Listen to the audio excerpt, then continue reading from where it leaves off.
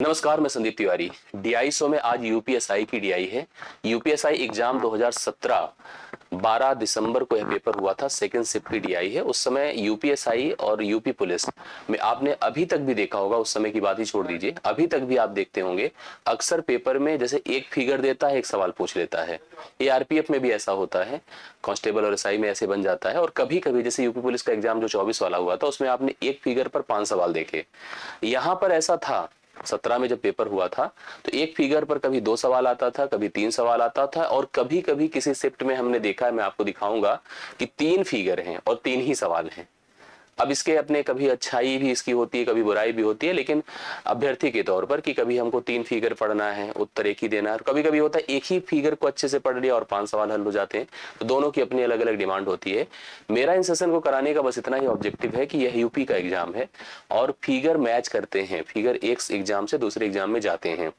Pattern थोड़ा बहुत हल्का फुल्का प्लस माइनस करके, तो अगर आपको पैटर्न क्लियर है, फिगर क्लियर है, तो आप सवालों को आराम से हल कर पाते हैं। इसीलिए मैं इन परीक्षाओं को कवर कर रहा हूं।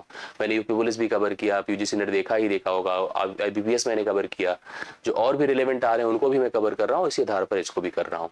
तो आप सभी लोग प्रॉपर जुड़े, अच्छे से देखें, सेशन को लाइक शेयर करें, और सबसे इंपॉर्टेंट जब वीडियो खत्म हुआ करे तो अपनी फीडबैक जरूर दिया करें, जिससे कि हमको भी क्लैरिटी रहे, हम भी एक ऑब्जर्वेशन कर सके और उसी आधार पर आपकी तैयारियां और इंप्रूव कर सकें। तो आइए देर ना करते हुए हम लोग सीधा सीधा चलते हैं, यहाँ पर सवालों को देखते हैं। और आप देखिए सवाल क्या है। पहला कि निम्नलिखित प्रश्न का जवाब देने के लिए दिया गया आरेख पढ़ें, देखें, समझें।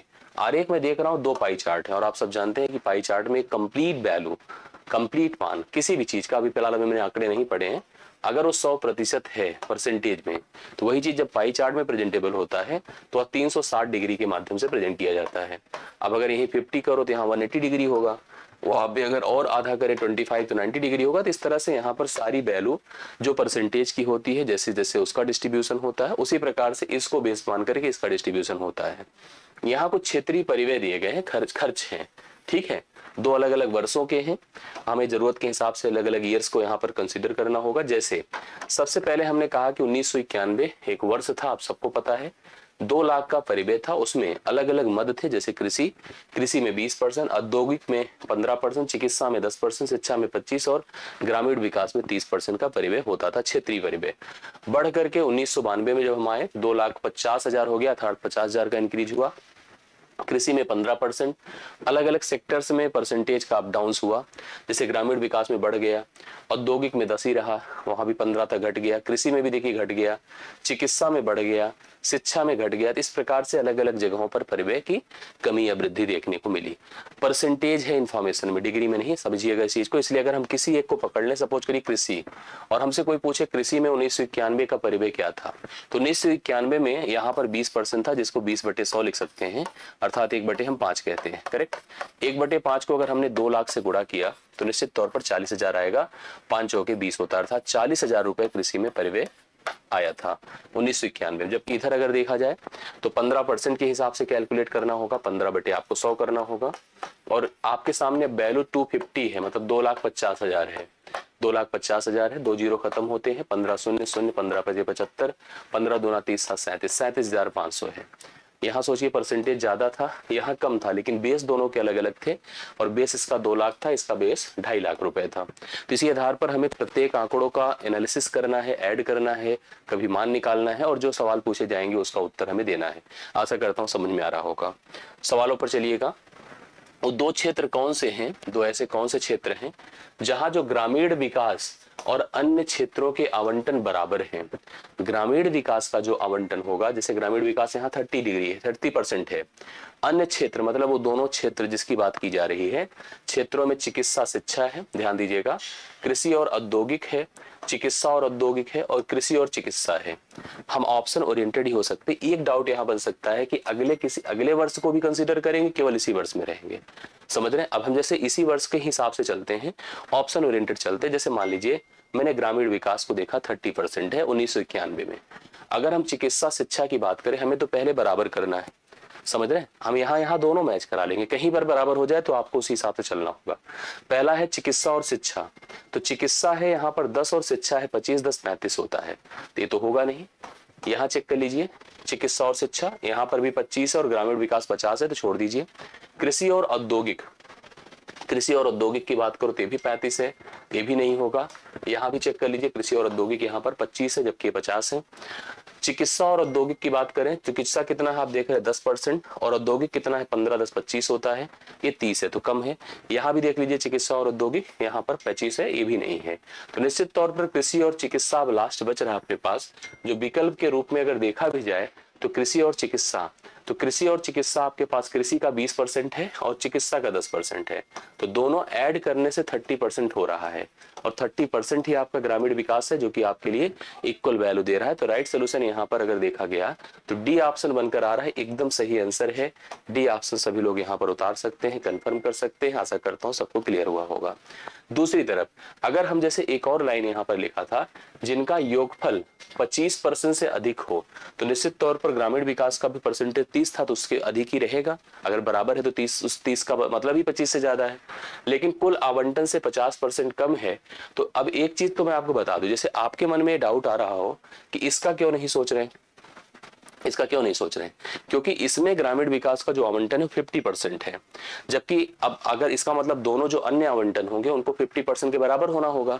जबकि लाइन कहती है कि कुल मतलब लिखा है देखो, लेकिन वर्ष में कुल आवंटन से 50% कम है, 50% से कम होना चाहिए, जबकि 50% के बराबर यहाँ कृषि जब ग्रामीण विकास दिया है तो इसको तो हम ऐसे भी नहीं सोचेंगे। तो इसलिए हमको इसी फिगर में रहना है, मतलब इस वर्ष रहना है, और हमें इन दोनों को कृषि और चिकित्सा को यहाँ पर सही उत्तर बनाना है जो ग्रामीण विकास के आवंटन के बराबर है। तो आशा करता हूँ सवाल एकदम क्लियर हुआ होगा, सबको समझ में आया होगा। नोट कर लीजिएगा और मिला लीजिएगा, समझ में आ गया होगा आपको। अगला सवाल देखिए, पिछले साल की तुलना में आवंटन में अधिकतम प्रतिशत वृद्धि दर्ज करने वाले क्षेत्र के लिए 2 वर्षों के लिए परिव्यय के बीच का अंतर कितना होगा। अब देखिए यहाँ पर हमको प्रत्येक को देखना है, लेकिन एक चीज दिमाग में रखिए, दो बेस अलग अलग है। सबसे इंपॉर्टेंट बात देखिए यहाँ पर कि यहाँ पर जो परिव्यय था वो 2 लाख का था, ठीक है, और यहाँ पर कितना है 2.5 लाख का है। हम ये देखना चाहते हैं कि जो अलग अलग आवंटन हुए उन आवंटन में सबसे अधिक इंक्रीज किसमें देखने को मिल रहा है।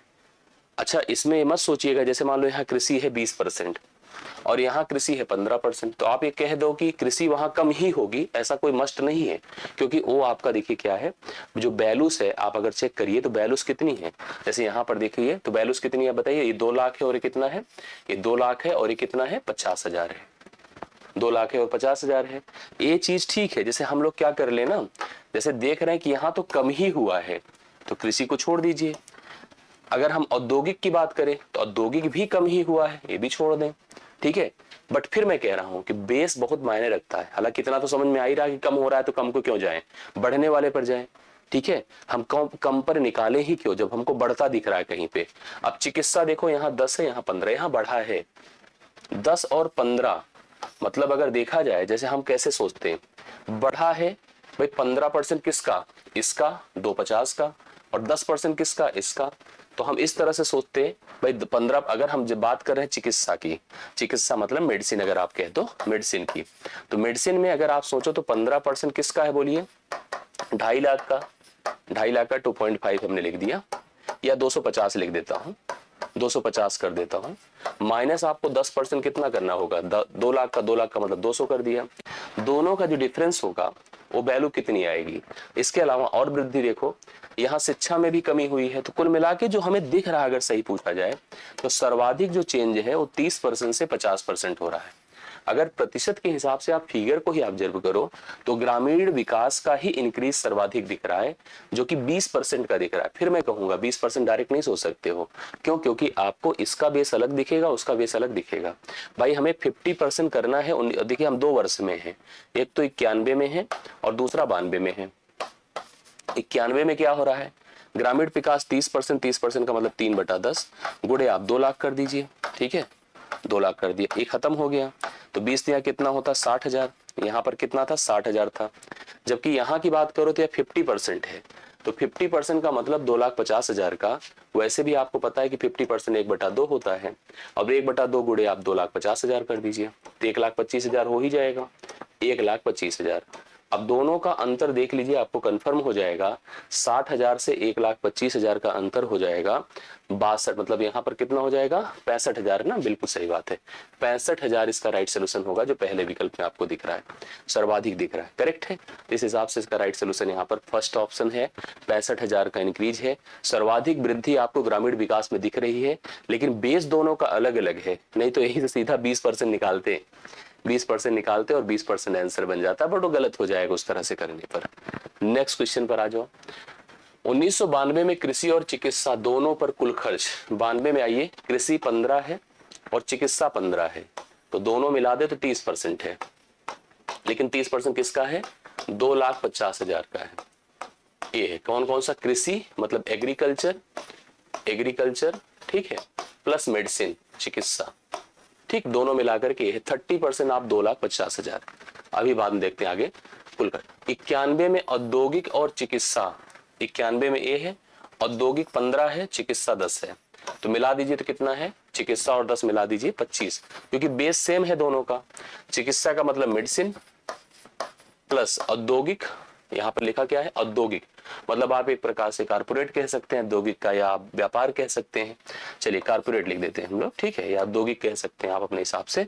25%, लेकिन 25% किसका, 2 लाख का, समझ रहे हैं, 2 लाख का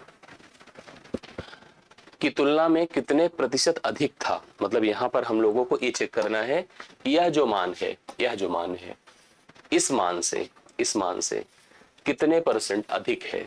तो पहले अधिक को कंपेयर करना है, तो पहला सबसे काम करिए, परसेंटेज, परसेंटेज से गायब कर दीजिए, इनके 4 जीरो, इनके 4 जीरो को खत्म करेंगे तो यहाँ 25 बचेगा, यहाँ 20 बचेगा। 5 पचे 25 होता है और 5 चौके 20 होता है, 5 पचे 25 होता है और 5 छंगे 30 होता है, 2 तिया 6 होता है, 2 दूना 4 होता है, 5 दूना 10 है और 3 पचे 15 है। तो निश्चित तौर पर 10 से 15 है। अगर कोई चीज 10 से 15 है तो कितना बढ़ा है बताइए, 5 बढ़ा है। किस में बढ़ा है, 10 में बढ़ा है, तो 5 गुणे 100 बटे आप 10 करो, ठीक है, ये खत्म करिए। 50% का इंक्रीज देखने को मिल रहा है, जो आपको सी ऑप्शन में दिखा है, ठीक है, सी ऑप्शन में 50% का इंक्रीज देखने को मिल रहा है, करेक्ट आंसर है। आप इसको नोट करें, इसको पॉइंट करिए, ठीक है। हम लोग इसको यहीं क्लोज करते हैं। एक फिगर आपका यहाँ पर प्रॉपर कनेक्ट हो गया, जिसमें 3 सवाल थे, बहुत ही शानदार, बहुत ही बेहतरीन। ऐसे हम और डिफरेंट फिगर और ज्यादा कोशिश करेंगे, ज्यादा सवाल हम आपको कवर करवाएंगे, हम उनको भी आपके साथ कनेक्ट करेंगे। तो अभी के लिए मेरी तरफ से इतना ही। बहुत बढ़िया से आपने इसको देखा होगा, अगर कहीं कोई डाउट हो तो जरूर बताइएगा। बहुत बहुत धन्यवाद, थैंक यू सो मच।